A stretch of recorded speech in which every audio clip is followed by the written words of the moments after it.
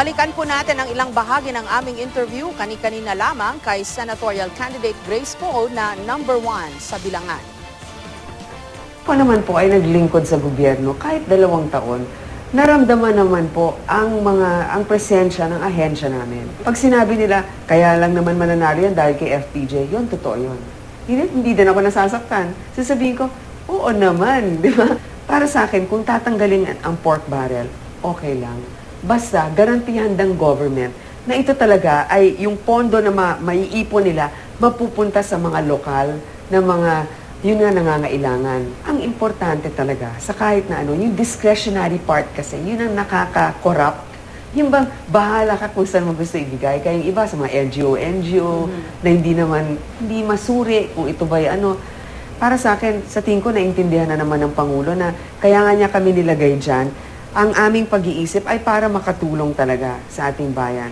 Salungat man sa kanyang mga opinyon sa ibang bagay, basta gusto ko lang i-maintain na ang paggalang sa kanya bilang chief executive natin. Hindi naman para mag-grandstanding lang, kontra-kontra ako.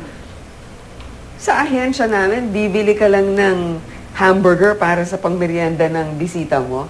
Dapat may resibo. Sila milyon-milyon na certification lang. Yes. So, mabuti na rin, ma'am, na lumabas na yan bago pa ako naupo. Kung sakali man na maupo ko, mabuti na lang na lumabas ng mga yan para ngayon magkaroon na ng klaro at detalyadong proseso kung paano yan maire-report. Habang dinidinig ang K-12 bill, na sana pag-aralan na magkaroon ng probisyon na ibalik ang standard lunch program sa mga paaralan. Ang iisipin agad ng tao, pwedeng maging presidential candidate ito ba ng araw? Nako, Do you think that way ahead, that far way ahead?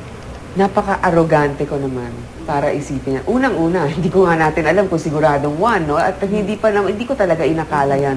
Hindi ko inisip yan, sa totoo, hapong-hapo ang katawan ko ngayon dahil nga sa nangyaring kampanya.